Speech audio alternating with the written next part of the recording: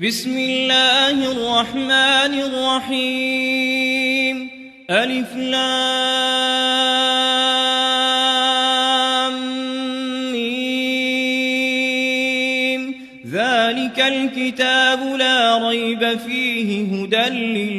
للمتقين الذين يؤمنون بالغيب ويقيمون الصلاة ومما رزقناهم ينفقون والذين يؤمنون بما أنزل إليك وما أنزل من قبلك وبالآخرة هم يوقنون أولئك على هدى من ربهم وأولئك هم المفلحون إن الذين كفروا سواء عليهم أأنذرتهم أم لم تنذرهم لا يؤمنون ختم الله على قلوبهم وعلى سمعهم وعلى أبصارهم غشاوة ولهم عذاب عظيم ومن الناس من يقول آمنا بالله وباليوم الآخر وما هم بمؤمنين يخادعون الله والذين آمنوا وما يخدعون إلا أنفسهم وما يشعرون في قلوبهم مرض فزادهم الله مرضا ولهم عذاب أليم بما كانوا يكذبون وإذا قيل لهم لا تفسدوا في الأرض قالوا إنما نحن مصلحون ألا إنهم هم المفسدون ولكن لا يشعرون وإذا قيل لهم آمنوا كما آمن الناس قالوا أنؤمن كما آمن السفهاء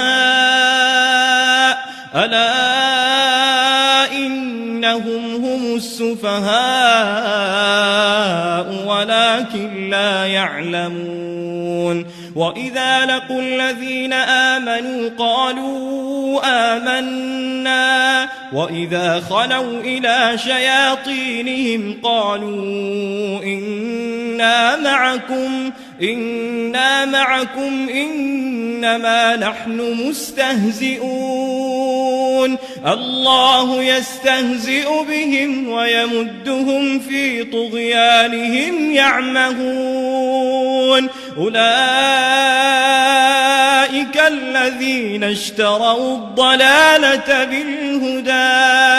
فما ربحت تجارتهم وما كانوا مهتدين مثلهم كمثل الذي استوقد نارا فلما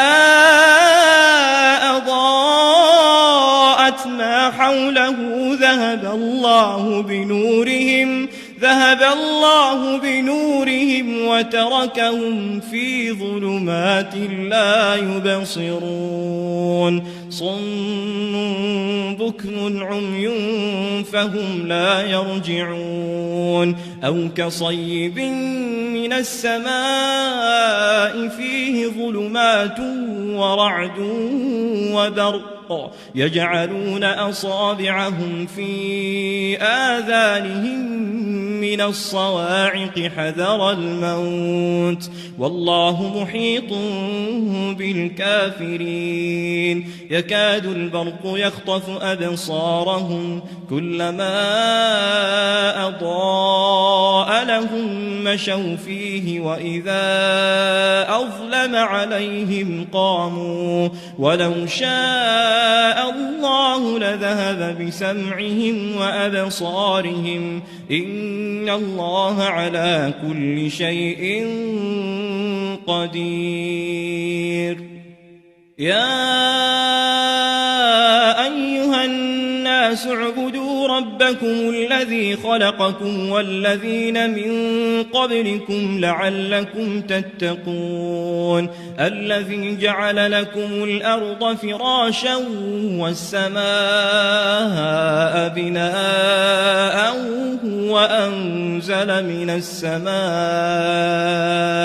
وأنزل من السماء ماء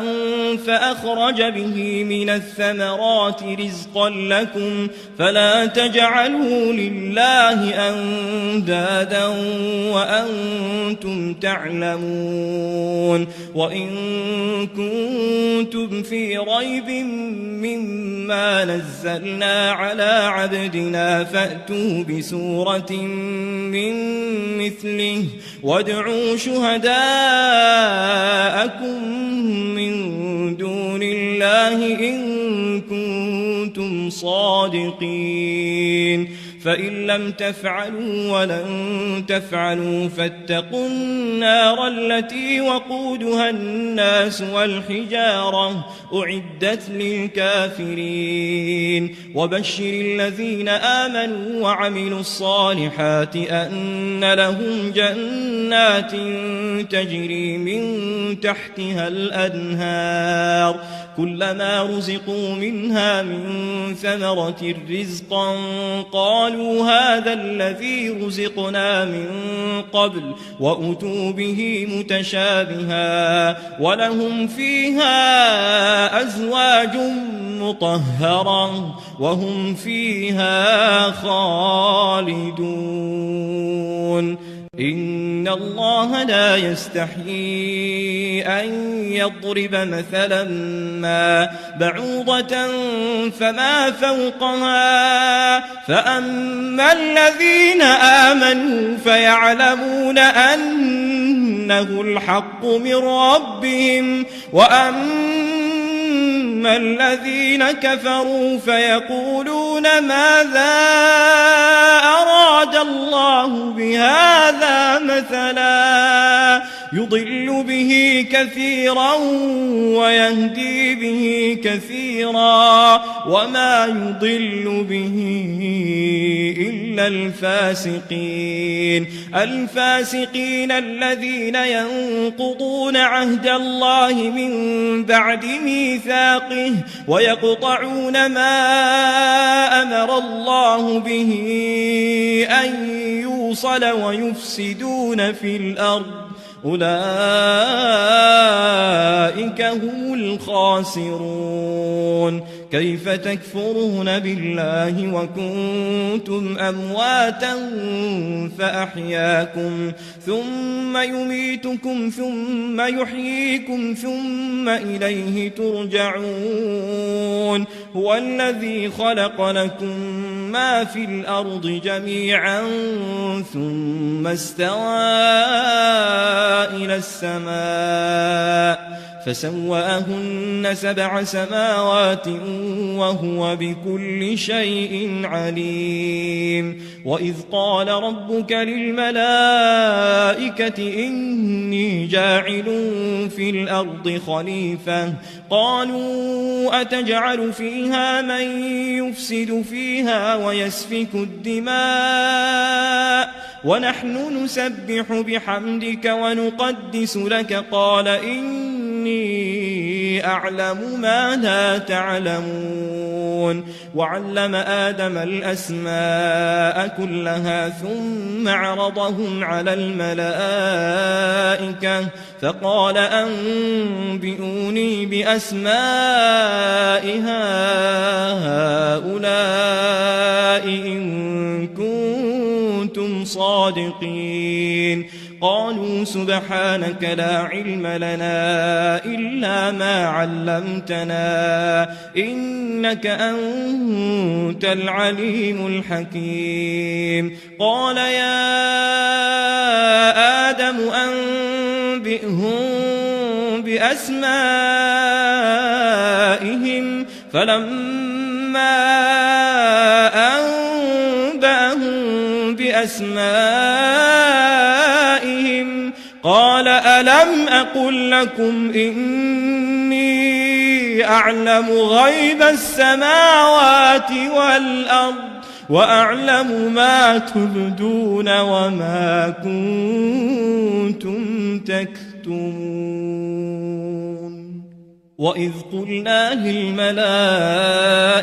اسجدوا لآدم فسجدوا إلا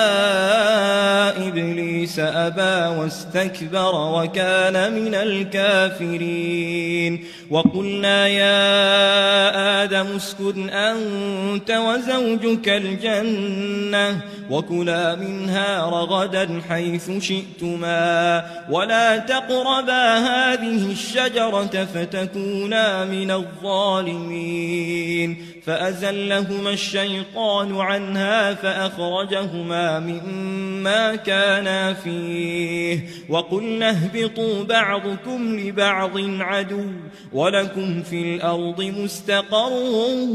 ومتاع إلى حين فتلقى آدم من ربه كلمات فتاب عليه إنه هو التواب الرحيم قلنا اهبطوا منها جميعا فإما يأتينكم مني هدى فمن تبع هداي فلا خوف عليهم ولا هم يحزنون والذين كفروا وكذبوا بآياتنا أولئك أصحاب النار هم فيها خالدون يا بني إسرائيل اذكروا نعمتي التي أنعمت عليكم وأوفوا بعهدي أوف بعهدكم وإياي فارهبون وآمنوا بما أنزلت مصدقا لما معكم ولا تكونوا أول كافر به ولا تشتروا بآياتي ثمنا قليلا وإياي فاتقون ولا تلبسوا الحق بالباطل وتكتموا الحق وأنتم تعلمون وأقيموا الصلاة وآتوا الزكاة واركعوا مع الراكعين أتأمرون الناس بالبر وتنسون أنفسكم وأنتم تتلون الكتاب أفلا تعقلون واستعينوا بالصبر والصلاة وإنها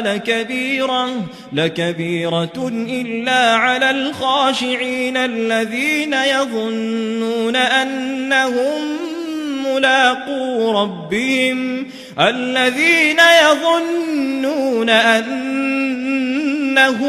ملاقو ربهم وأنهم إليه راجعون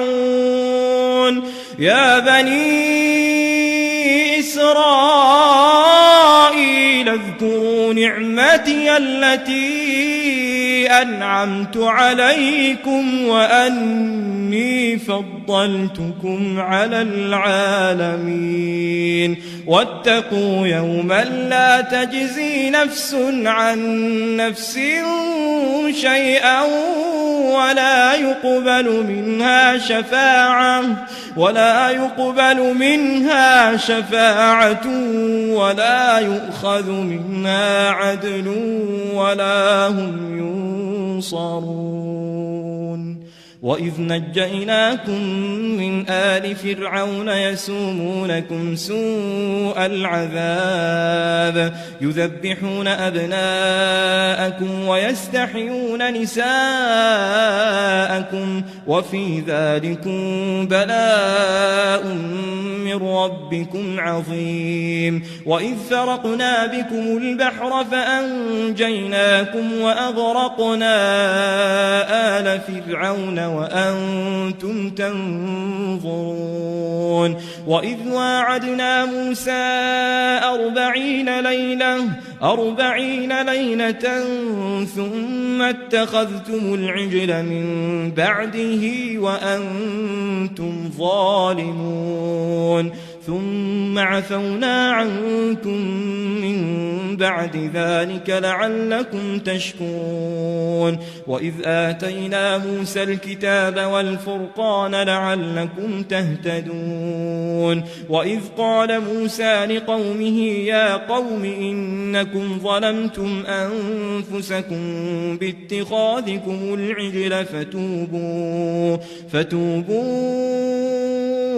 إلى بارئكم فاقتلوا أنفسكم ذلكم خير لكم عند بارئكم فتاب عليكم إنه هو التواب الرحيم وإذ قلتم يا موسى لن نؤمن لك حتى نرى الله جهرا فأخذتكم الصاعقة وأنتم تنظرون ثم بعثناكم من بعد موتكم لعلكم تشكرون وظللنا عليكم الغمام وأنزلنا عليكم المن والسلوى كلوا من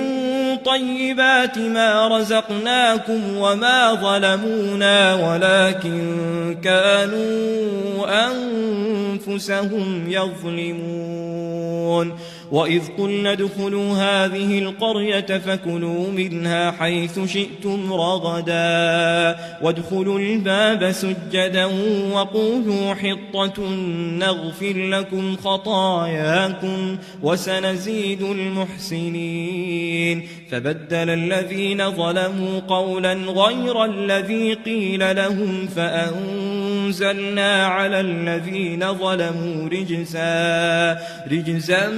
من السماء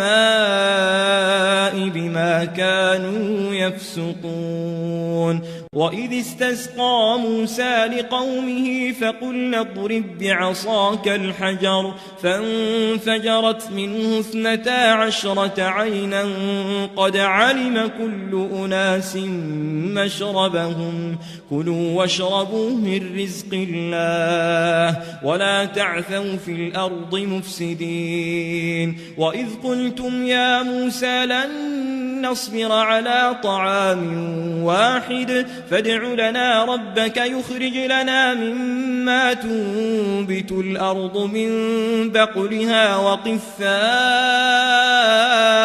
وفومها وعدسها وبصلها قال أتستبدلون الذي هو أدنى بالذي هو خير اهبطوا مصرا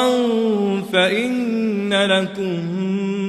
ما سألتم وضربت عليهم الذلة والمسكنة وباءوا بغضب من الله ذلك بأنهم كانوا يكفرون بآيات الله ويقتلون النبيين بغير الحق ذلك بما عصوا وكانوا يعتدون إن الذين آمنوا والذين هادوا والنصارى والصابئين من آمن بالله واليوم الآخر وعمل صالحا فلهم أجرهم عند ربهم ولا خوف عليهم ولا هم يحزنون وإذ أخذنا ميثاقكم ورفعنا فوقكم الطور خذوا ما آتيناكم بقوة واذكروا ما فيه لعلكم تتقون ثم توليتم من بعد ذلك فلولا فضل الله عليكم ورحمته لكنتم من الخاسرين ولقد علمتم الذين اعتدوا منكم في السبت فقلنا لهم كونوا قردة خاسئين فجعلناها نكالا لما بين يديها وما خلفها وموعظة للمتقين. وإذ قال موسى لقومه إن الله يأمركم أن تذبحوا بقرة قالوا أتتخذنا هزوا قال أعوذ بالله أن أكون من الجاهلين قالوا ادع لنا ربك يبين لنا ما هي قال إنه يقول إنها بقرة لا فارض ولا بكر عوان بين ذلك فافعلوا ما تؤمرون قالوا ادع لنا ربك يبين لنا ما لونها قال إنه يقول إنها بقرة صفراء فاقع لونها تسر الناظرين قالوا ادع لنا ربك يبين لنا ما هي إن البقرة شابه علينا وإنا إن شاء الله لمهتدون قال إنه يقول إنها بقرة لا ذلول تثير الأرض ولا تسقي الحرث مسلمة لا شية فيها قالوا الآن جئت بالحق فذبحوها وما كادوا يفعلون وإذ قتلتم نفسا فادارأتم فيها والله مخرج ما كنتم تكتمون فقلنا اضربوه ببعضها كذلك يحيي الله الموتى ويريكم آياته لعلكم تعقلون ثم قست قلوبكم من بعد ذلك فهي كالحجارة أو أشد قسوة وإن من الحجارة لما يتفجر منه الأنهار وإن منها لما يشقق فيخرج منه الماء وإن منها لما يهبط من خشية الله وما الله بغافل عما تعملون أفتطمعون أن يؤمنوا لكم وقد كان فريق منهم يسمعون كلام الله ثم يحرفونه من بعد ما عقلوه وهم يعلمون وإذا لقوا الذين آمنوا قالوا آمنا وإذا خلا بعضهم إلى بعض قالوا أتحدثونهم بما فتح الله عليكم ليحاجوكم به عند ربكم أفلا تعقلون أولا يعلمون أن الله يعلم ما يسرون وما يعلنون ومنهم أميون لا يعلمون الكتاب إلا أماني وإن هم إلا يظنون فويل للذين يكتبون الكتاب بأيديهم ثم يقولون هذا من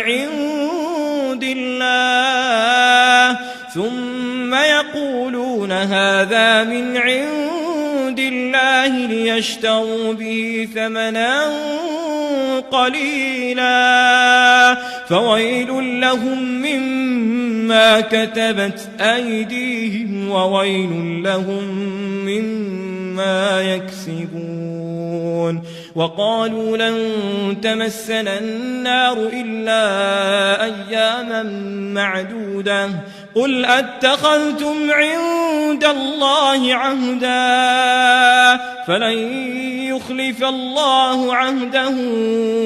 أم تقولون على الله ما لا تعلمون بلى من كسب سيئة وأحاطت به خطيئته فأولئك أصحاب النار هم فيها خالدون والذين آمنوا وعملوا الصالحات أولئك أصحاب الجنة هم فيها خالدون وإذ أخذنا ميثاق بني إسرائيل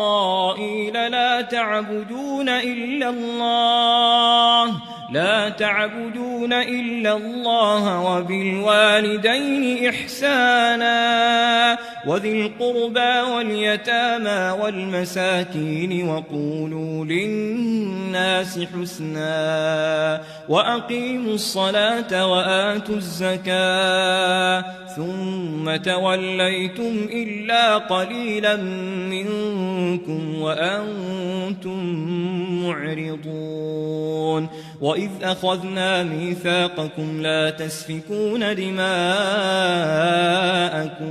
ولا تخرجون أنفسكم من دياركم ثم أقررتم وأنتم تشهدون ثم أنتم هؤلاء تقتلون أنفسكم وتخرجون فريقا منكم من ديارهم تظاهرون عليهم بالإثم والعدوان وإن يأتوكم أسارى تفادوهم وهو محرم عليكم إخراجهم أفتؤمنون ببعض الكتاب وتكفرون ببعض فما جزاء من يفعل ذلك منكم إلا خزي في الحياة الدنيا ويوم القيامة يردون إلى أشد العذاب وما الله بغافل عما تعملون أولئك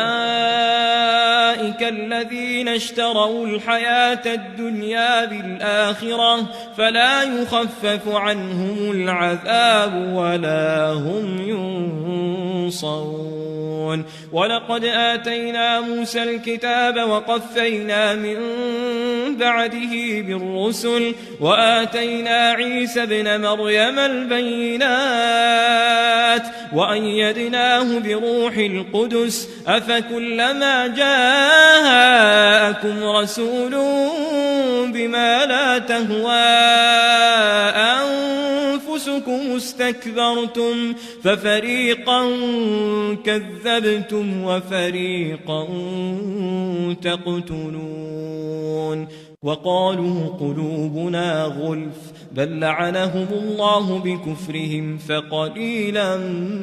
ما يؤمنون ولما جاءهم كتاب من عند الله مصدق لما معهم وكانوا من قبل يستفتحون على الذين كفروا فلما جاءهم ما عرفوا كفروا به فلعنة الله على الكافرين بئس ما اشتروا به أنفسهم أن يكفروا بما أنزل الله بغيا أن ينزل الله من فضله على من يشاء من عباده فباءوا بغضب على غضب وللكافرين عذاب مهين وإذا قيل لهم آمنوا بما أنزل الله قالوا نؤمن بما أنزل علينا ويكفرون بما وراءه وهو الحق مصدقا لما معهم قل فلم تقتلون أنبياء الله من قبل إن كنتم مؤمنين ولقد جاءكم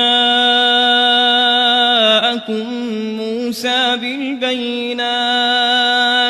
ثم اتخذتم العجل من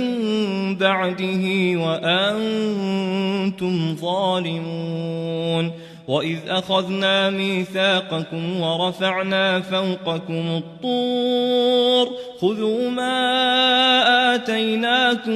بقوة واسمعوا قالوا سمعنا وعصينا وأشربوا في قلوبهم العجل بكفرهم قل بئس ما يأمركم به إيمانكم إن كنتم مؤمنين قل إن كانت لكم الدار الآخرة عند الله خالصة من دون الناس فتمنوا الموت إن كنتم صادقين ولن يتمنوه أبدا بما قدمت أيديهم والله عليم بالظالمين ولتجدنهم أحرص الناس على حياة ومن الذين أشركوا يود أحدهم لو يعمر 1000 سنة وما هو بمزحزحه من العذاب أن يعمر والله بصير بما يعملون قل من كان عدوا لجبريل فإنه نزله على قلبك بإذن الله مصدقا لما بين يديه وهدى وبشرى للمؤمنين من كان عدوا لله وملائكته ورسله وجبريل وميكال فإن الله عدو للكافرين ولقد أنزلنا إليك آيات بينات وما يكفر بها إلا الفاسقون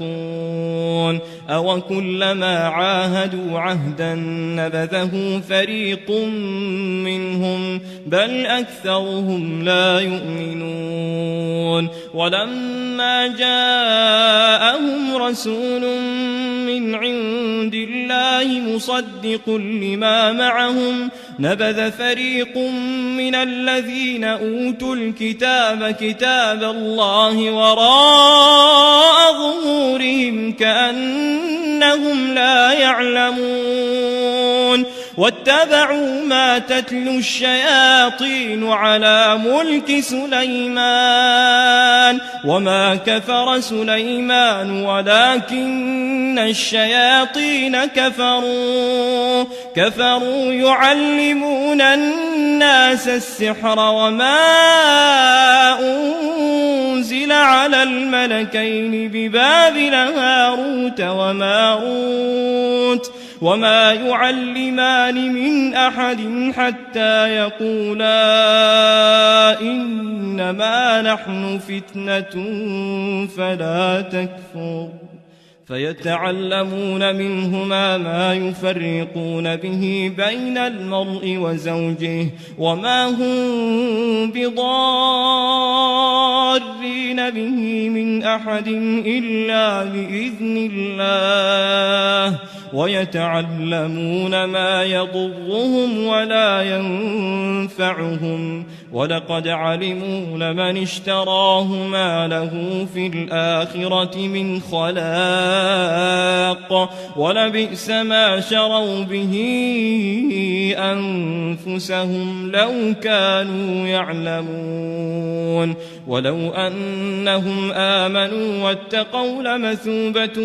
من عند الله خير لو كانوا يعلمون. يا أيها الذين آمنوا لا تقولوا راعنا وقولوا انظرنا واسمعوا وللكافرين عذاب أليم. ما يود الذين كفروا من أهل الكتاب ولا المشركين أن ينزل عليكم من خير من ربكم والله يختص برحمته من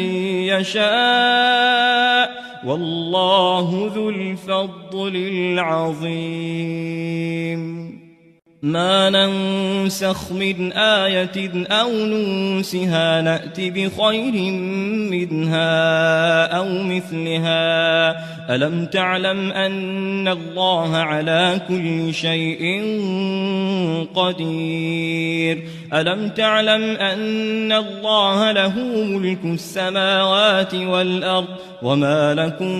من دون الله من ولي ولا نصير. أم تريدون أن تسألوا رسولكم كما سئل موسى من قبل ومن يتبدل الكفر بالإيمان فقد ضل سواء السبيل. ود كثير من أهل الكتاب لو يردونكم من بعد إيمانكم كفارا حسدا من عند أنفسهم من بعد ما تبين لهم الحق فاعفوا واصفحوا حتى يأتي الله بأمره إن الله على كل شيء قدير. وأقيموا الصلاة وآتوا الزكاة وما تقدموا لأنفسكم من خير تجدوه عند الله إن الله بما تعملون بصير. وقالوا لن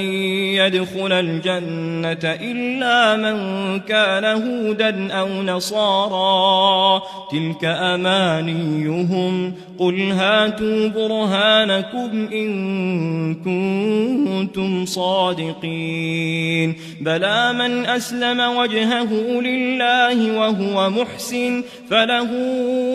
أجره عند ربه ولا خوف عليهم ولا هم يحزنون. وقالت اليهود ليست النصارى على شيء وقالت النصارى ليست اليهود على شيء وهم يتلون الكتاب كذلك قال الذين لا يعلمون مثل قولهم فالله يحكم بينهم يوم القيامة فيما كانوا فيه يختلفون. ومن أظلم ممن منع مساجد الله أن يذكر فيها اسمه وسعى في خرابها أولئك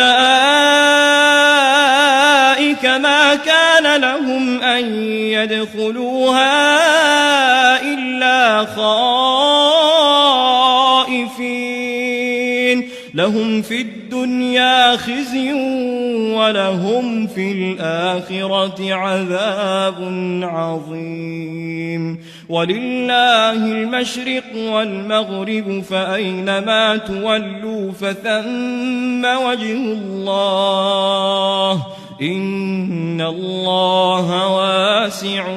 عليم. وقالوا اتخذ الله ولدا سبحانه بل له ما في السماوات والأرض كل له قانتون. بديع السماوات والأرض وإذا قضى أمرا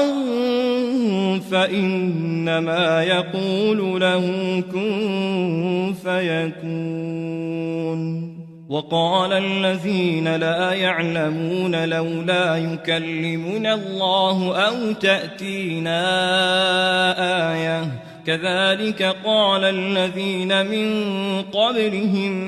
مثل قولهم تشابهت قلوبهم قد بينا الآيات لقوم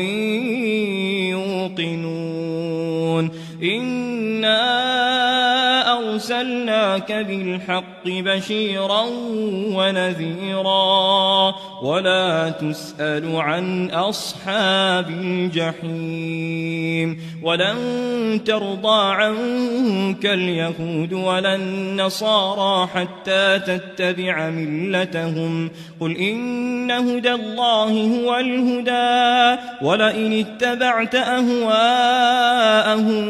بعد الذي جاءك من العلم ما لك من الله من ولي ولا نصير الذين آتيناهم الكتاب يتلونه حق تلاوته أولئك يؤمنون به ومن يكفر به فأولئك هم الخاسرون يا بني إسرائيل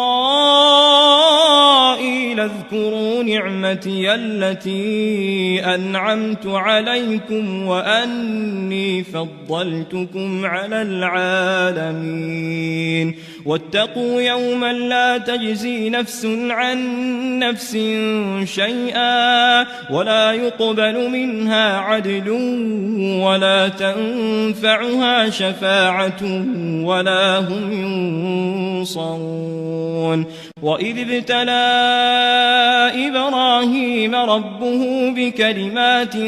فأتمهن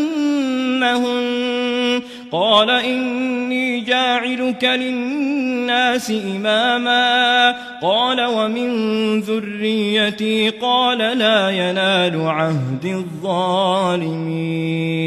وإذ جعلنا البيت مثابة للناس وأمنا واتخذوا من مقام إبراهيم مصلى وعهدنا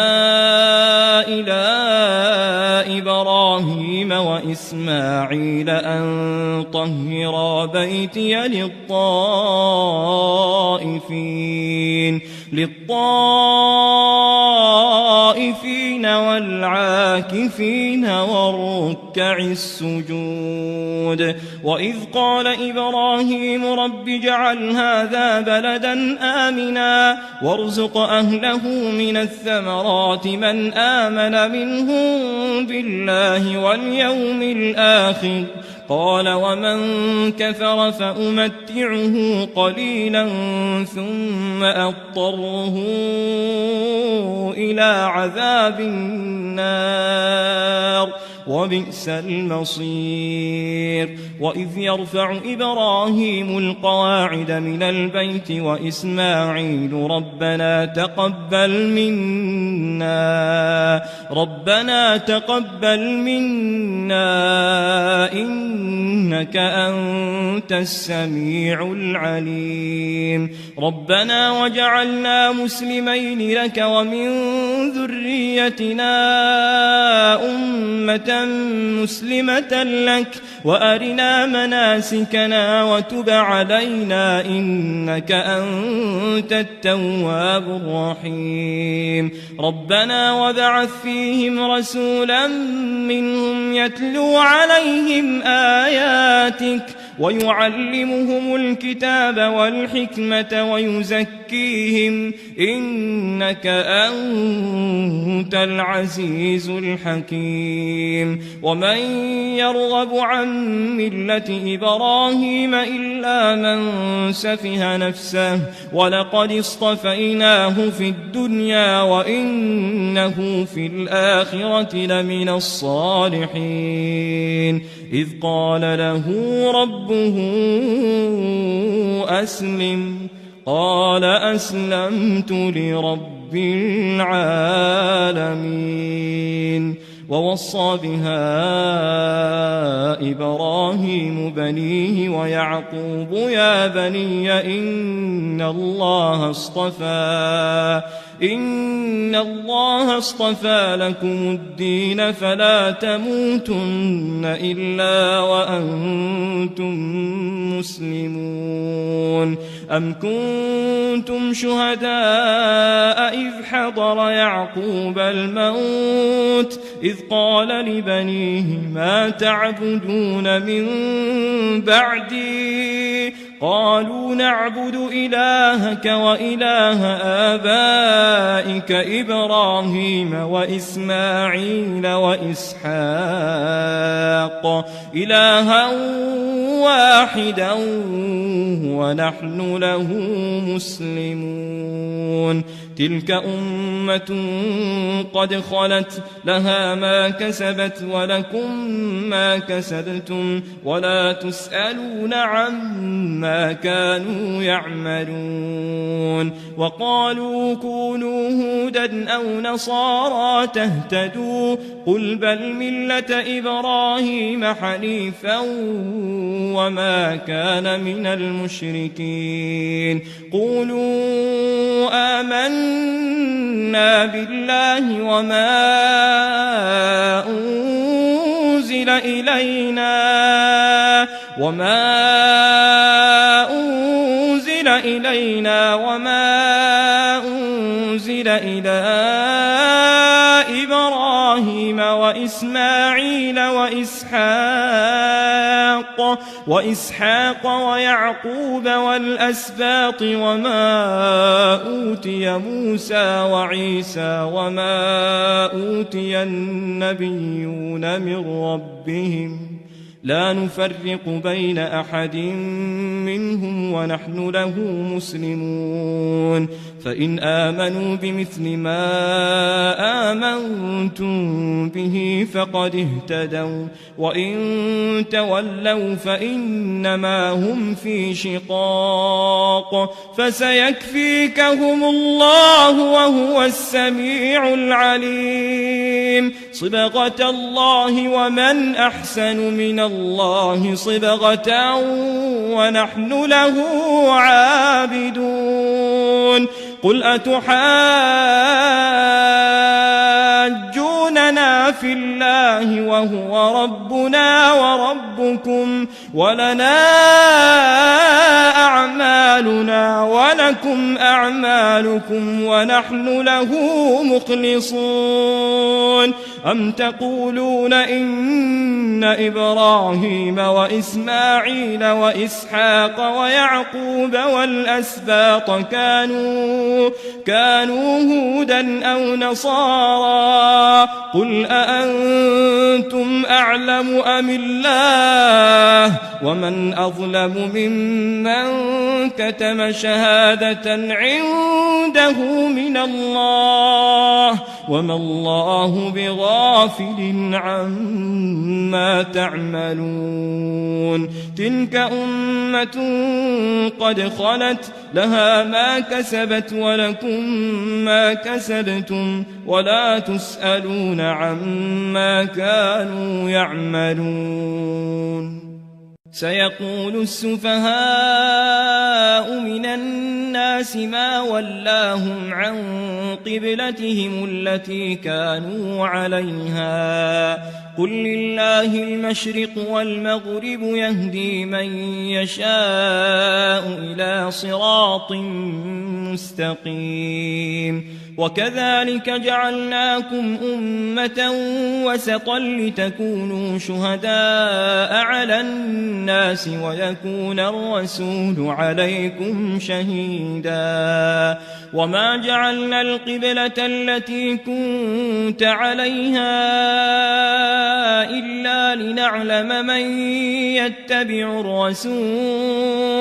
إلا لنعلم من يتبع الرسول ممن ينقلب على عقبيه وإن كانت لكبيرة إلا على الذين هدى الله وما كان الله ليضيع إيمانكم إن الله بالناس لرءوف رحيم قد نرى تقلب وجهك في السماء فلنولينك قبلة ترضاها فول وجهك شطر المسجد الحرام وحيث ما كنتم فولوا وجوهكم شطره وإن الذين أوتوا الكتاب ليعلمون أنه الحق من ربهم وما الله بغافل عما يعملون ولئن أتيت الذين أوتوا الكتاب بكل آية ما تبعوا قبلتك وما أنت بتابع قبلتهم وما بعضهم بتابع قبلة بعض ولئن اتبعت أهواءهم من بعد ما جاءك من العلم إنك إذا لمن الظالمين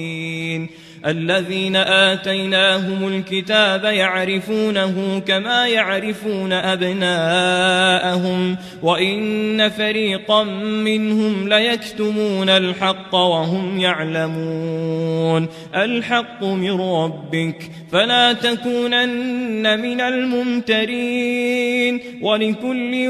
وجهة هو موليها فاستبقوا الخيرات أينما تكونوا يأت بكم الله جميعا إن الله على كل شيء قدير ومن حيث خرجت فول وجهك شطر المسجد الحرام وإنه للحق من ربك وما الله بغافل عما تعملون ومن حيث خرجت فول وجهك شطر المسجد الحرام وحيث ما كنتم فولوا وجوهكم شطره لئلا يكون للناس عليكم حجة إلا الذين ظلموا منهم فلا تخشوهم واخشوني ولأتم نعمتي عليكم ولعلكم تهتدون كما أرسلنا فيكم رسولا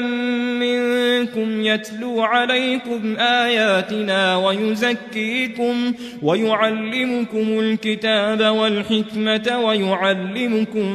ما لم تكونوا تعلمون فاذكروني أذكركم واشكروا لي ولا تكفرون يا أيها الذين آمنوا استعينوا بالصبر والصلاة إن الله مع الصابرين ولا تقولوا لمن يقتل في سبيل الله أموات بل أحياء ولكن لا تشعرون ولنبلونكم بشيء من الخوف والجوع ونقص من الأموال والأنفس والثمرات وبشر الصابرين الذين إذا أصابتهم مصيبة قالوا إنا لله وإنا إليه راجعون أولئك عليهم صلوات من ربهم ورحمة وأولئك هم المهتدون إن الصفا والمروة من شعائر الله فمن حج البيت أو اعتمر فلا جناح عليه أن يطوف بهما ومن تطوع خيرا فإن الله شاكر عليم إن الذين يكتمون ما أنزلنا من البينات والهدى من بعد ما بيناه للناس في الكتاب أولئك يلعنهم الله ويلعنهم اللاعنون إلا الذين تابوا وأصلحوا وبينوا فأولئك أتوب عليهم وأنا التواب الرحيم إن الذين كفروا وماتوا وهم كفار أولئك عليهم لعنة الله والملائكة والناس أجمعين خالدين فيها لا يخفف عنهم العذاب ولا هم ينظرون وإلهكم إله واحد لا إله إلا هو الرحمن الرحيم إن في خلق السماوات والأرض واختلاف الليل والنهار والفلك التي تجري في البحر بما ينفع الناس وما أنزل الله من السماء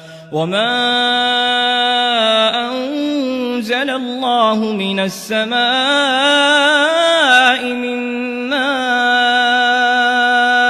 فأحيا به الأرض بعد موتها وبث فيها من كل دابة وتصريف الرياح والسحاب المسخر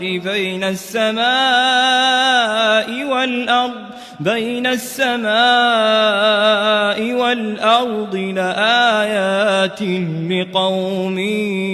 يعقلون ومن الناس من يتخذ من دون الله أندادا يحبونهم كحب الله والذين آمنوا أشد حبا لله ولو يرى الذين ظلموا إذ يرون العذاب أن القوة لله جميعا وأن الله شديد العذاب إذ تبرأ الذين اتبعوا من الذين اتبعوا ورأوا العذاب وتقطعت بهم الأسباب وقال الذين اتبعوا لو أن لنا كرة فنتبرأ منهم كما تبرؤوا منا كذلك يريهم الله أعمالهم حسرات عليهم وما هم بخارجين من النار يا أيها الناس كلوا مما في الأرض حلالا طيبا ولا تتبعوا خطوات الشيطان إنه لكم عدو مبين إنما يأمركم بالسوء والفحشاء وأن تقولوا على الله ما لا تعلمون وإذا قيل لهم اتبعوا ما أنزل الله قالوا بل نتبع ما ألفينا عليه آباءنا أولو كان آباؤهم لا يعقلون شيئا ولا يهتدون ومثل الذين كفروا كمثل الذي ينعق بما لا يسمع إلا دعاء ونداء صم بكم عمي فهم لا يعقلون يا أيها الذين آمنوا كلوا من طيبات ما رزقناكم واشكروا لله إن كنتم إياه تعبدون. إنما حرم عليكم الميتة والدم ولحم الخنزير وما أهل به لغير الله، فمن اضطر غير باغ ولا عاد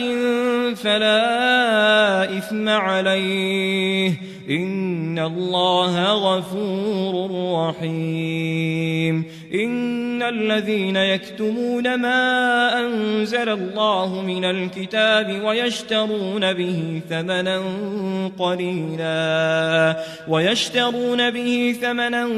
قليلا أولئك ما يأكلون في بطونهم إلا النار، ولا يكلمهم الله يوم القيامة ولا يزكيهم ولهم عذاب أليم. أولئك الذين اشتروا الضلالة بالهدى والعذاب بالمغفرة، فما أصبرهم على النار، ذلك بأن الله نزل الكتاب بالحق وإن الذين اختلفوا في الكتاب لفي شقاق بعيد.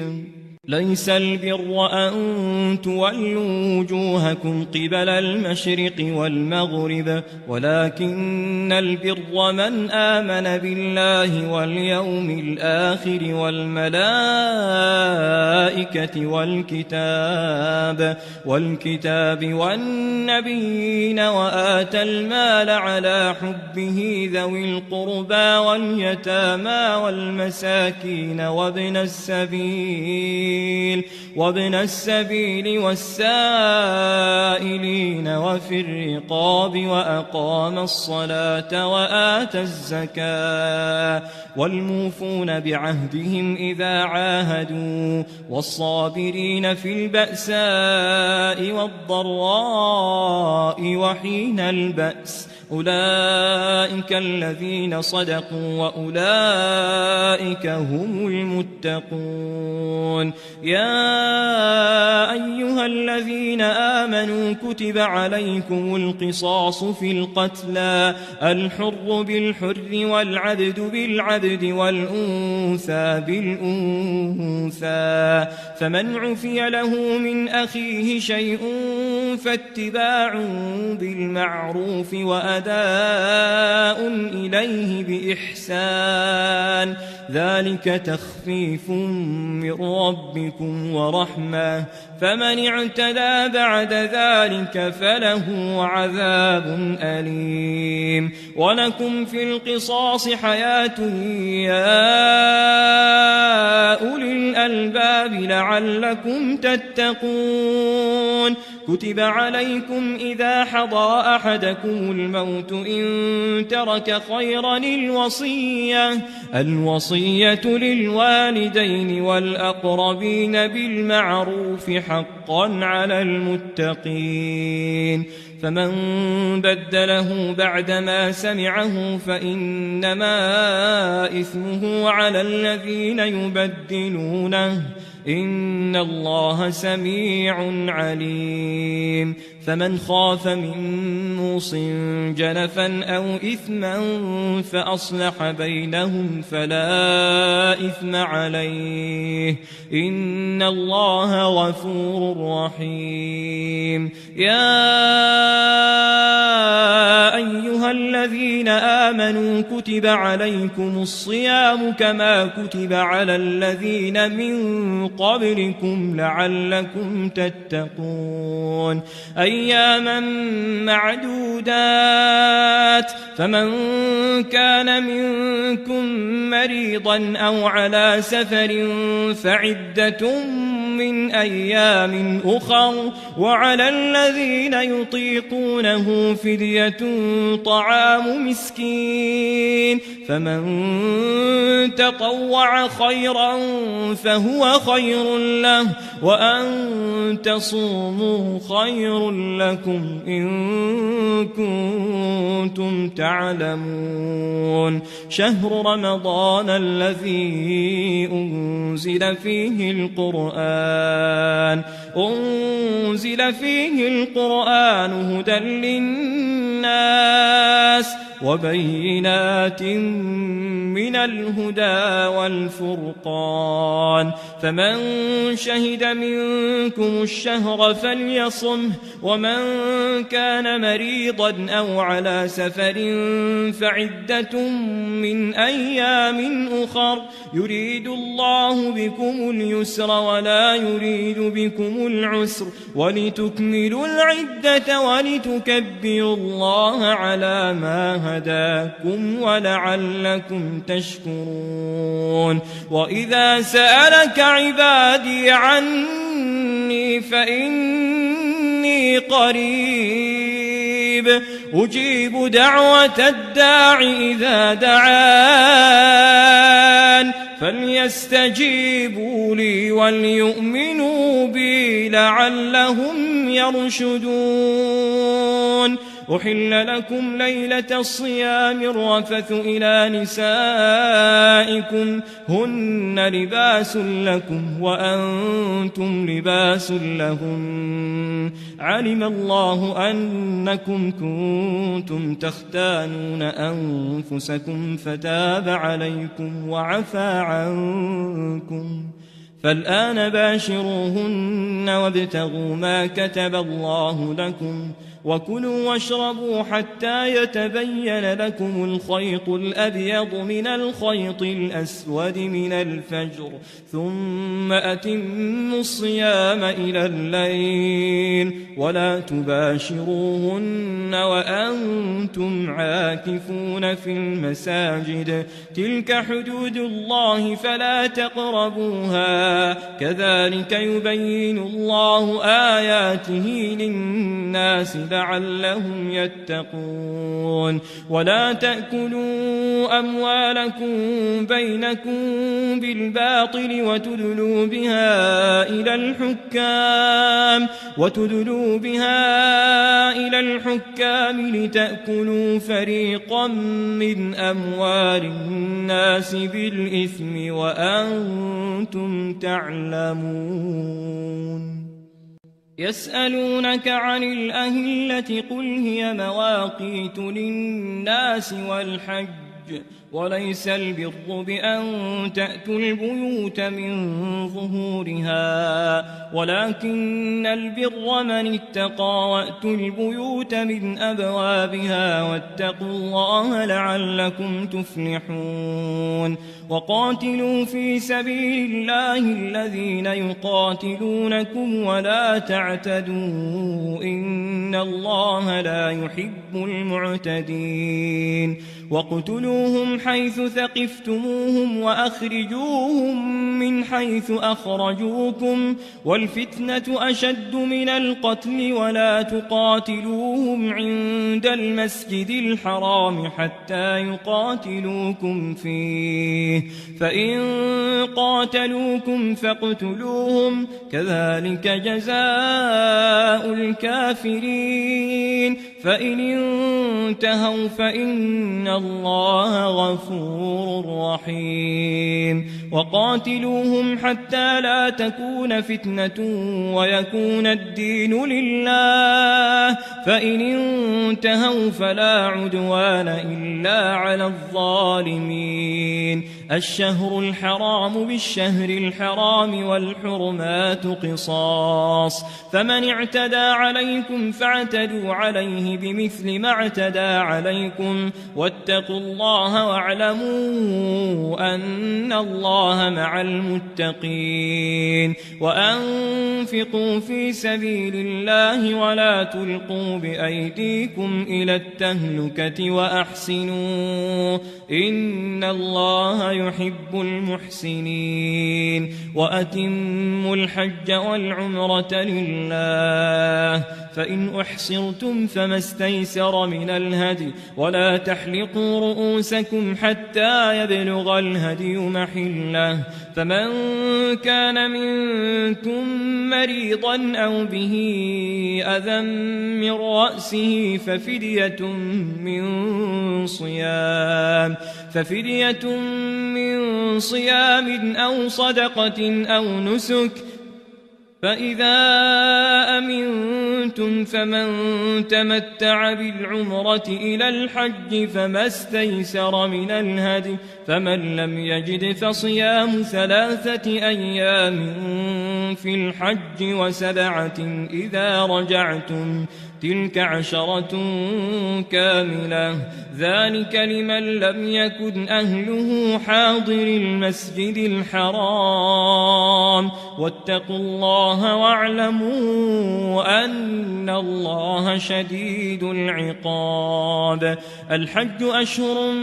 معلومات فمن فرض فيهن الحج فلا رفث ولا فسوق ولا جدال في الحج وما تفعلوا من خير يعلمه الله وتزودوا فإن خير الزاد التقوى واتقون يا أولي الألباب ليس عليكم جناح أن تبتغوا فضلا من ربكم فإذا أفضتم من عرفات فاذكروا الله عند المشعر الحرام واذكروه كما هداكم وإن كنتم من قبله لمن الضالين ثم أفيضوا من حيث أفاض الناس واستغفروا الله إن الله غفور رحيم فإذا قضيتم مناسككم فاذكروا الله كذكركم آباءكم أو أشد ذكرا فمن الناس من يقول ربنا آتنا في الدنيا وما له في الآخرة من خلاق ومنهم من يقول ربنا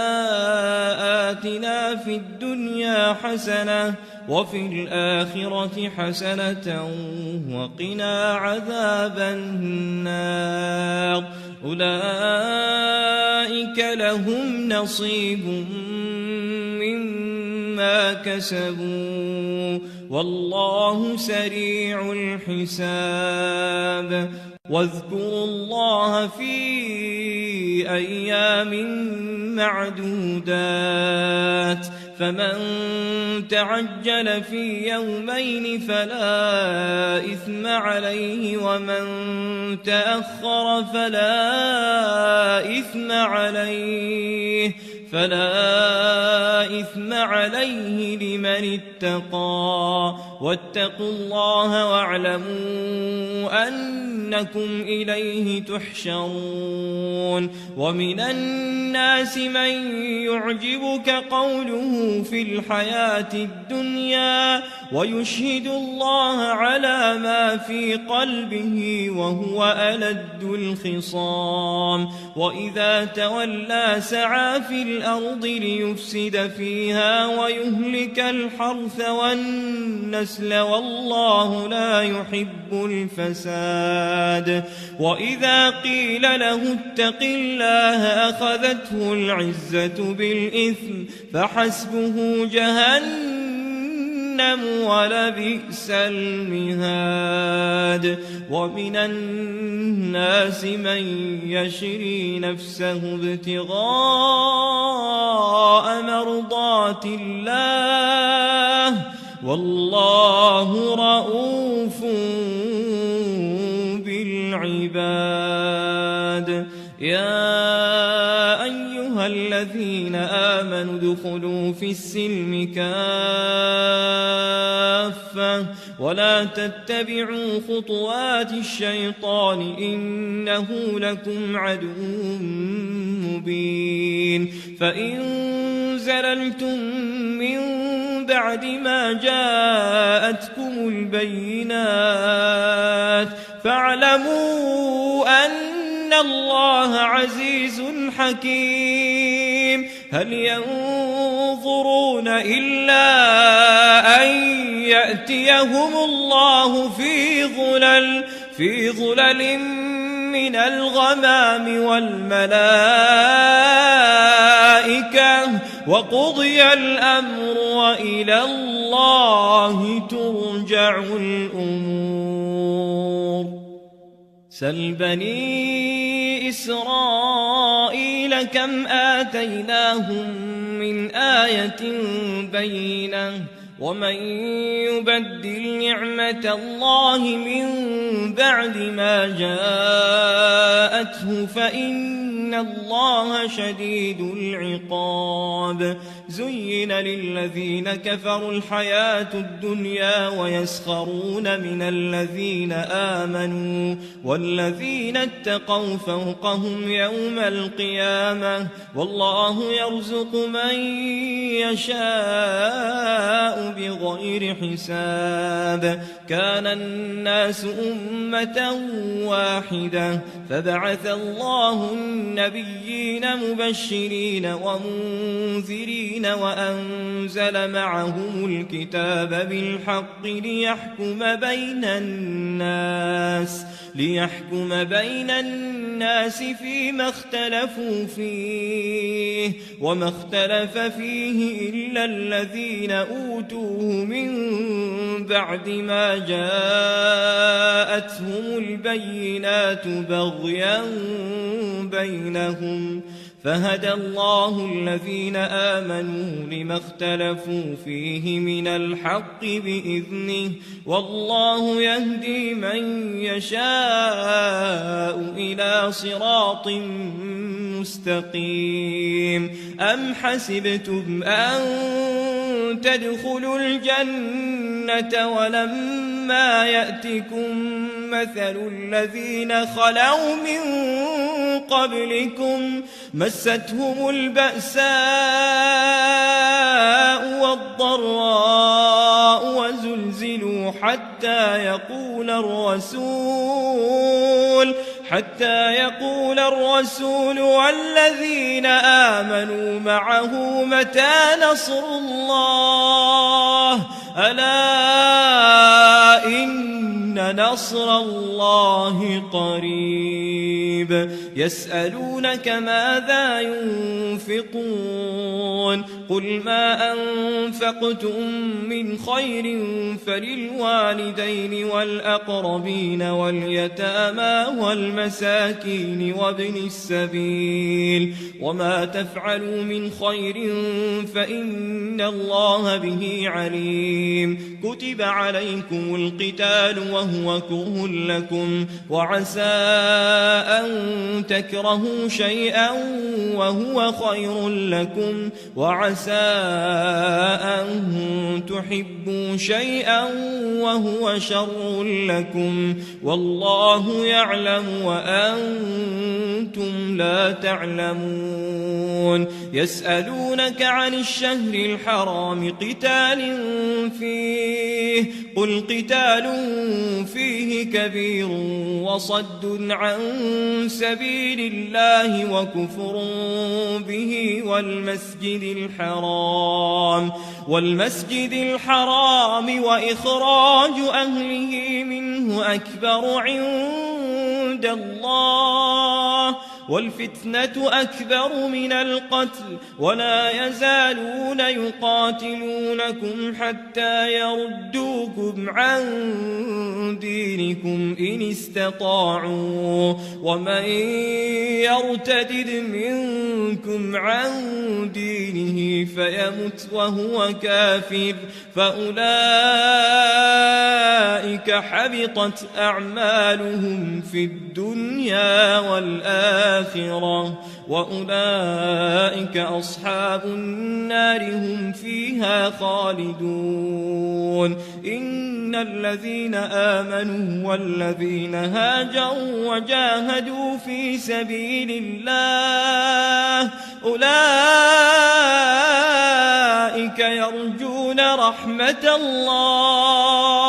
يرجون رحمة الله والله غفور رحيم يسألونك عن الخمر والميسر قل فيهما إثم كبير ومنافع للناس وإثمهما أكبر من نفعهما ويسألونك ماذا ينفقون قل العفو كذلك يبين الله لكم الآيات لعلكم تتفكرون في الدنيا والآخرة ويسألونك عن اليتامى قل إصلاح لهم خير وإن تخالطوهم فإخوانكم والله يعلم المفسد من المصلح ولو شاء الله لأعنتكم إن الله عزيز حكيم ولا تنكحوا المشركات حتى يؤمن ولأمة مؤمنة خير من مشركة ولو أعجبتكم ولا تنكحوا المشركين حتى يؤمنوا ولعبد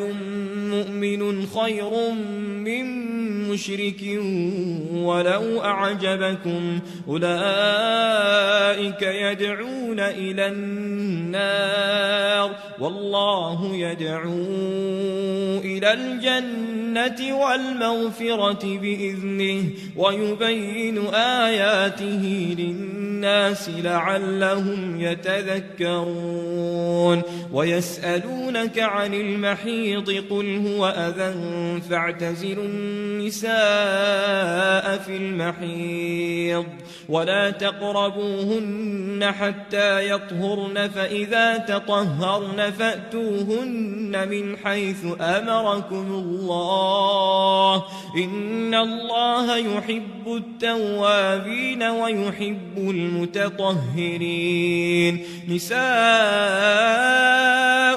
حرث لكم فأتوا حرثكم أنى شئتم وقدموا لأنفسكم واتقوا الله واعلموا أنكم ملاقوه وبشر المؤمنين ولا تجعلوا الله عرضة لأيمانكم أن تبروا وتتقوا وتصلحوا بين الناس والله سميع عليم لا يؤاخذكم الله باللغو في أيمانكم ولكن يؤاخذكم بما كسبت قلوبكم والله غفور حليم للذين يؤلون من نسائهم تربص 4 أشهر فإن فاءوا فإن الله غفور رحيم وإن عزموا الطلاق فإن الله سميع عليم والمطلقات يتربصن بأنفسهن 3 قروء ولا يحل لهن أن يكتمن ما خلق الله في أرحامهن إن كن يؤمن بالله واليوم الآخر وبعولتهن أحق بردهن في ذلك إن أرادوا إصلاحا ولهن مثل الذي عليهن بالمعروف وللرجال عليهن درجة والله عزيز حكيم حليم. الطلاق مرتان فإمساك بمعروف أو تسريح بإحسان. ولا يحل لكم أن تأخذوا مما آتيتموهن شيئا إلا أن يخافا ألا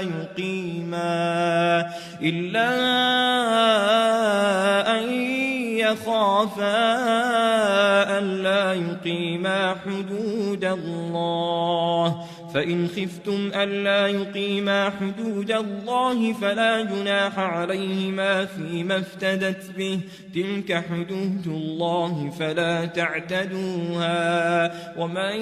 يتعد حدود الله فأولئك هم الظالمون. فإن طلقها فلا تحل له من بعد حتى تنكح زوجا غيره، فإن طلقها فلا جناح عليهما أن يتراجعا إن ظنا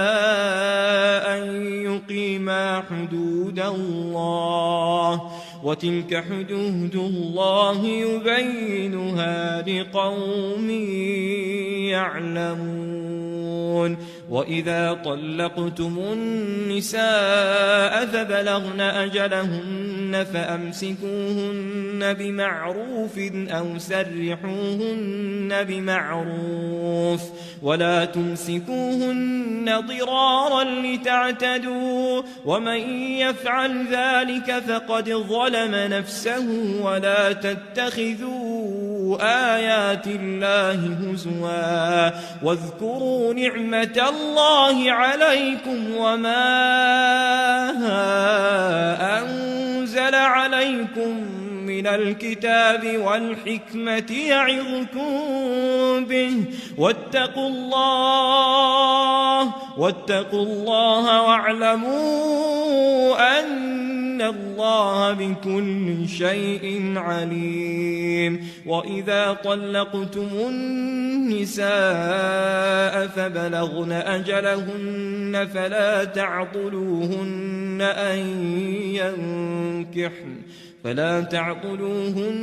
أن ينكحن أزواجهن إذا تراضوا بينهم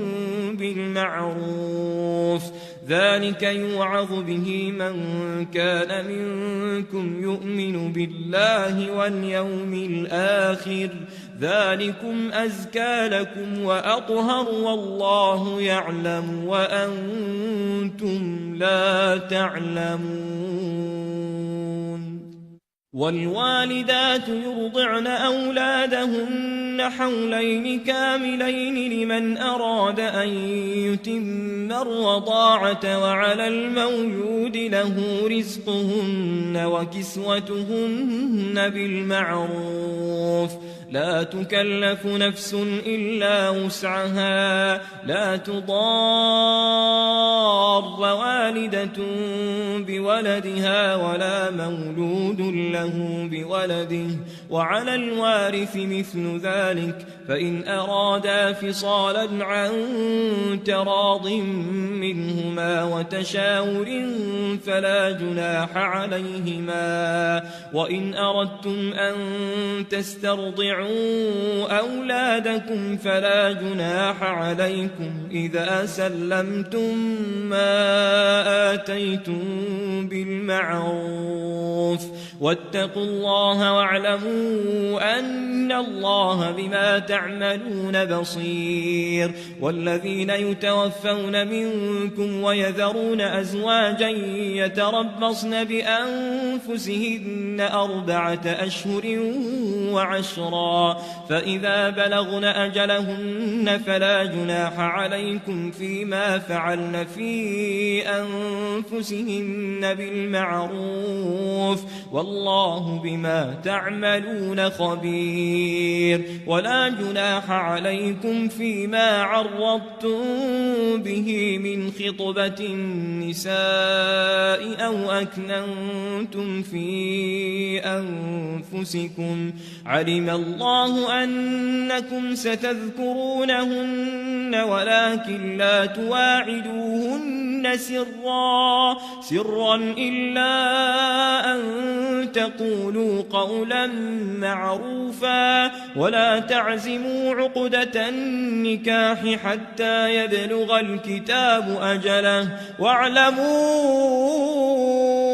أن الله يعلم ما في أنفسكم فاحذروه واعلموا أن الله غفور حليم لا جناح عليكم إن طلقتم النساء ما لم تمسوهن أو تفرضوا لهن فريضة ومتعوهن على الموسع قدره وعلى المقتر قدره متاعا بالمعروف حقا على المحسنين وإن طلقتموهن من قبل أن تمسوهن وقد فرضتم لهن فريضة فنصف ما فرضتم إلا أن يعفون أو يعفو الذي بيده عقدة النكاح وأن تعفوا أقرب للتقوى ولا تنسوا الفضل بينكم إن الله بما تعملون بصير حافظوا على الصلوات والصلاة الوسطى وقوموا لله قانتين فإن خفتم فرجالا أو ركبانا فإذا أمنتم فاذكروا الله كما علمكم ما لم تكونوا تعلمون والذين يتوفون منكم ويذرون أزواجا وصية لأزواجهم متاعا إلى الحول غير إخراج فإن خرجن فلا جناح عليكم فيما فعلن في أنفسهن من معروف والله عزيز حكيم وللمطلقات متاع بالمعروف حقا على المتقين كذلك يبين الله لكم آياته لعلكم تعقلون ألم تر إلى الذين خرجوا من ديارهم وهم ألوف حذر الموت فقال لهم الله موتوا ثم أحياهم إن الله لذو فضل على الناس ولكن أكثر الناس لا يشكرون وقاتلوا في سبيل الله واعلموا أن الله سميع عليم من ذا الذي يقرض الله قرضا حسنا فيضاعفه له أضعافا كثيرة والله يقبض ويبسط وإليه ترجعون ألم تر إلى الملأ من بني إسرائيل من بعد موسى إذ قالوا لنبي له بعث لنا ملكا نقاتل في سبيل الله قال هل عسيتم إن كتب عليكم القتال ألا تقاتلوا قالوا وما لنا ألا نقاتل في سبيل الله وقد أخرجنا من ديارنا وأبنائنا فلما كتب عليهم القتال تولوا إلا قليلا منهم والله عليم بالظالمين. وقال لهم نبيهم إن الله قد بعث لكم طالوت ملكا قالوا أنى يكون له الملك علينا ونحن أحق بالملك منه ولم يؤت سعة من المال قال إن الله اصطفاه عليكم وزاده بسطة في العلم والجسم والله يؤتي ملكه من يشاء والله واسع عليم. وقال لهم نبيهم إن آية ملكه أن يأتيكم التابوت فيه سكينة من ربكم وبقية مما ترك آل موسى وآل هارون تحمله الملائكة إن في ذلك لآية لكم إن كنتم مؤمنين. فلما فصل طالوت بالجنود قال إن الله مبتليكم بنهر فمن شرب منه فليس مني ومن لم يطعمه فإنه مني إلا من اغترف غرفة بيده فشربوا منه إلا قليلا منهم فلما جاوزه هو والذين آمنوا معه قالوا لا طاقة لنا اليوم بجالوت وجنوده قال الذين يظنون أنهم ملاقو الله كم من فئة قليلة غلبت فئة كثيرة بإذن الله والله مع الصابرين. ولما برزوا لجالوت وجنوده قالوا ربنا أفرغ علينا صبرا وثبت أقدامنا وانصرنا على القوم الكافرين فهزموهم بإذن الله. وقتل داود جالوت وآتاه الله الملك والحكمة وعلمه مما يشاء ولولا دفع الله الناس بعضهم ببعض لفسدت الأرض ولكن الله ذو فضل على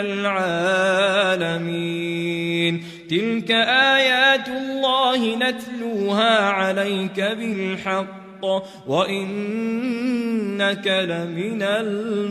المرسلين. تلك الرسل فضلنا بعضهم على بعض منهم من كلم الله ورفع بعضهم درجات وآتينا عيسى ابن مريم البينات وأيدناه بروح القدس ولو شاء الله ما اقتتل الذين من بعدهم من بعد ما جاءتهم البينات ولكن اختلفوا فمنهم من آمن ومنهم من كفر ولو شاء الله ما اقتتلوا ولكن الله يفعل ما يريد. يا أيها الذين آمنوا أنفقوا مما رزقناكم من قبل أن يأتي يوم لا بيع فيه ولا خلة ولا شفاعة والكافرون هم الظالمون. الله لا إله إلا هو الحي القيوم لا تأخذه سنة ولا نوم له ما في السماوات وما في الأرض من ذا الذي يشفع عنده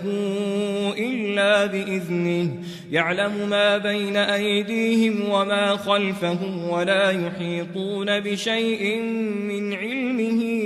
إلا بما شاء وسع كرسيه السماوات والأرض ولا يؤوده حفظهما وهو العلي العظيم لا إكراه في الدين قد تبين الرشد من الغي فمن يكفر بالطاغوت ويؤمن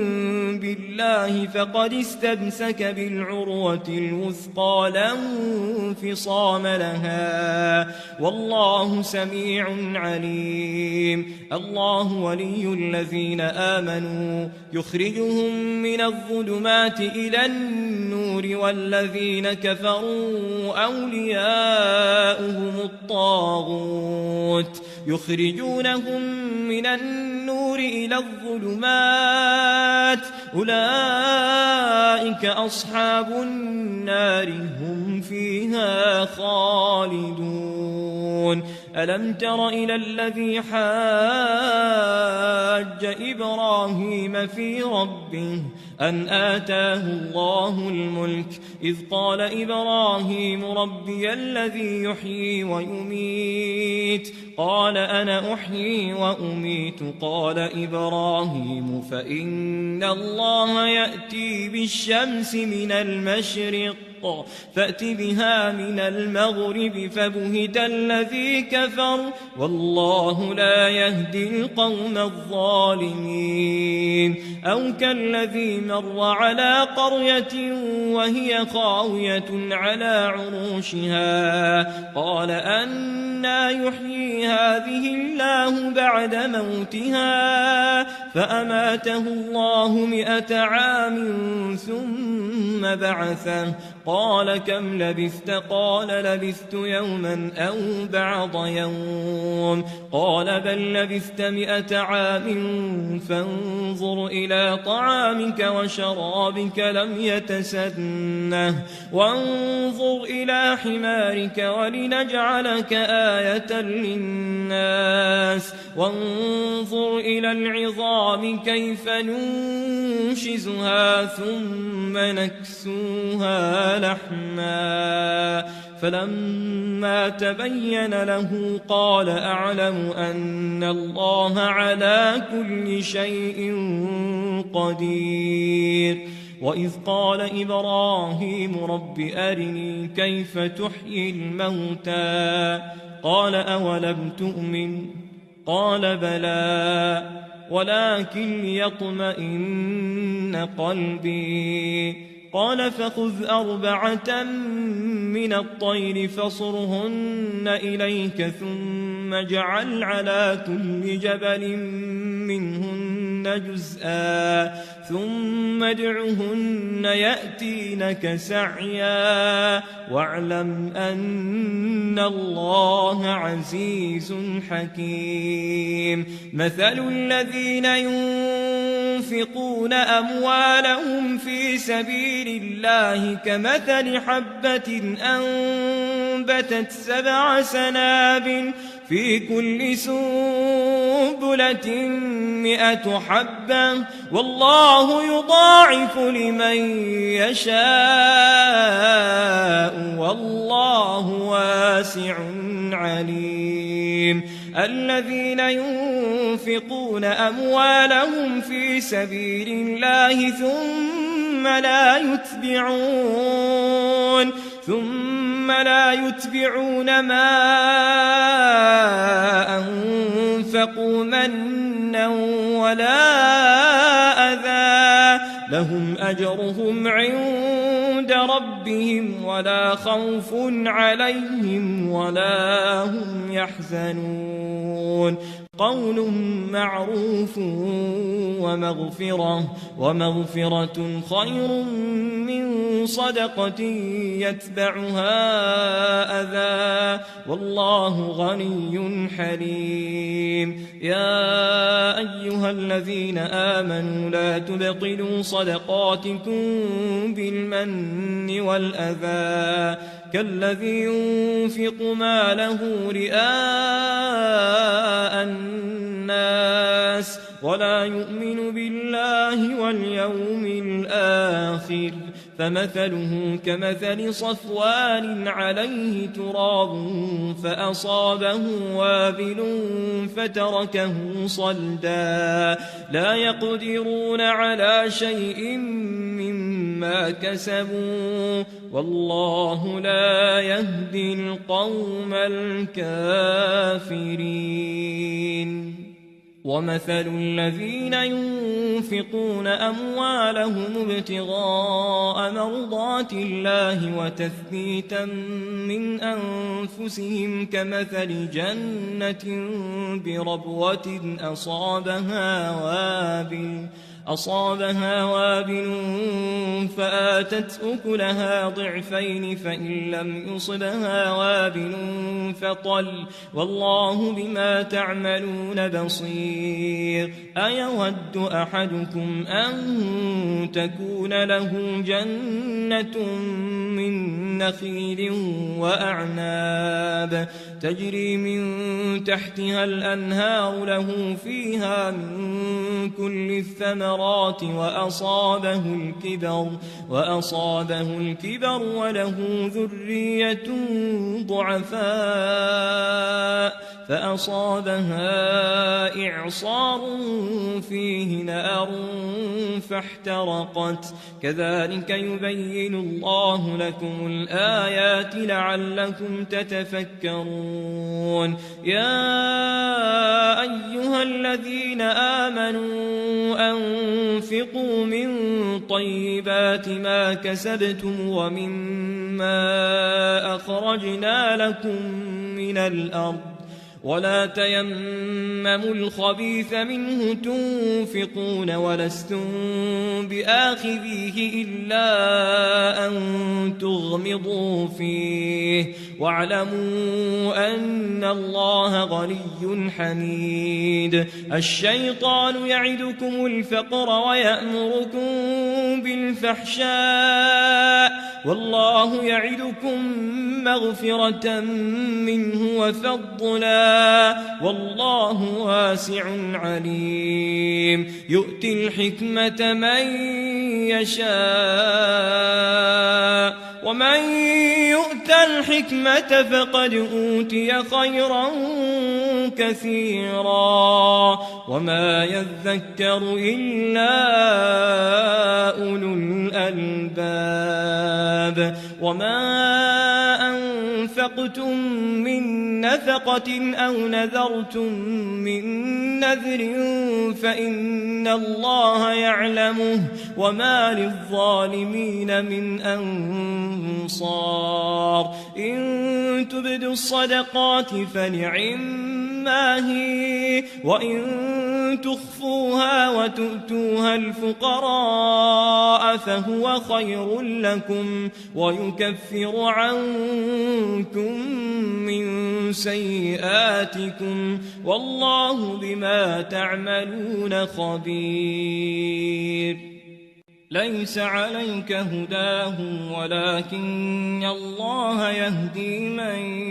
يشاء وما تنفقوا من خير فلأنفسكم وما تنفقون إلا ابتغاء وجه الله وما تنفقوا من خير يوفى إليكم وأنتم لا تظلمون. للفقراء الذين أحصروا في سبيل الله لا يستطيعون ضربا في الأرض يحسبهم الجاهل أغنياء من التعفف تعرفهم بسيماهم لا يسألون الناس إلحافا وما تنفقوا من خير فإن الله به عليم الذين ينفقون أموالهم بالليل والنهار سرا وعلانية فلهم أجرهم عند ربهم ولا خوف عليهم ولا هم يحزنون الذين يأكلون الربا لا يقومون إلا كما يقوم الذي يتخبطه الشيطان من المس ذلك بأنهم قالوا إنما البيع مثل الربا وأحل الله البيع وحرم الربا فمن جاءه موعظة من ربه فانتهى فله ما سلف وأمره إلى الله ومن عاد فأولئك أصحاب النار هم فيها خالدون يمحق الله الربا ويربي الصدقات والله لا يحب كل كفار أثيم إن الذين آمنوا وعملوا الصالحات وأقاموا الصلاة وآتوا الزكاة لهم أجرهم عند ربهم ولا خوف عليهم ولا هم يحزنون يا أيها الذين آمنوا اتقوا الله وذروا ما بقي من الربا إن كنتم مؤمنين فإن لم تفعلوا فأذنوا بحرب من الله ورسوله وإن تبتم فلكم رؤوس أموالكم لا تظلمون ولا تظلمون وإن كان ذو عسرة فنظرة إلى ميسرة وأن تصدقوا خير لكم إن كنتم تعلمون واتقوا يوما ترجعون فيه إلى الله ثم توفى كل نفس ما كسبت وهم لا يظلمون يا أيها الذين آمنوا إذا تداينتم بدين إلى أجل مسمى فاكتبوه وليكتب بينكم كاتب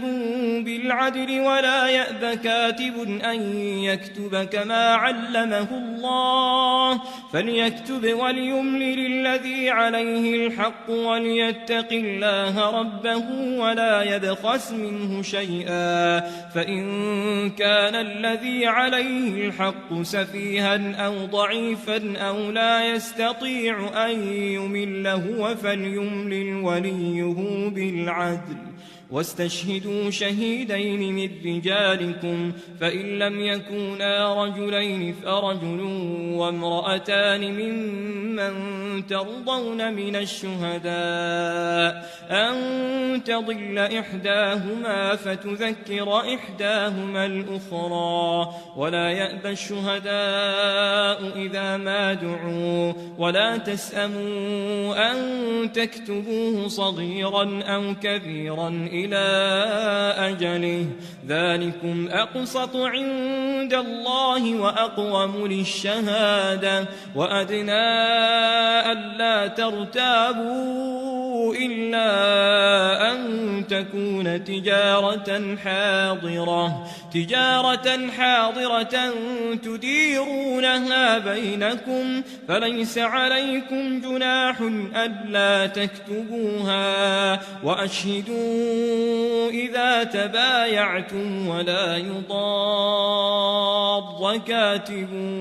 ولا شهيد وإن تفعلوا فإنه فسوق بكم واتقوا الله ويعلمكم الله والله بكل شيء عليم وإن كنتم على سفر ولم تجدوا كاتبا فرهان مقبوضة فإن أمن بعضكم بعضا فليؤدي الذي اؤتمن أمانته وليتق الله ربه ولا تكتموا الشهادة ومن يكتمها فإنه آثم قلبه والله بما تعملون عليم لله ما في السماوات وما في الأرض وإن تبدوا ما في أنفسكم أو تخفوه يحاسبكم به الله فيغفر لمن يشاء ويعذب من يشاء والله على كل شيء قدير آمن الرسول بما أنزل إليه من ربه والمؤمنون كل آمن بالله وملائكته وكتبه ورسله لا نفرق بين أحد من رسله وقالوا سمعنا وأطعنا غفرانك ربنا وإليك المصير لا يكلف الله نفسا إلا وسعها لها ما كسبت وعليها ما اكتسبت ربنا لا تؤاخذنا إن نسينا أو أخطأنا ربنا ولا تحمل علينا إصرا كما حملته على الذين من قبلنا ربنا ولا تحملنا ما لا طاقة لنا به واعف عنا واغفر لنا وارحمنا أنت مولانا فانصرنا على القوم الكافرين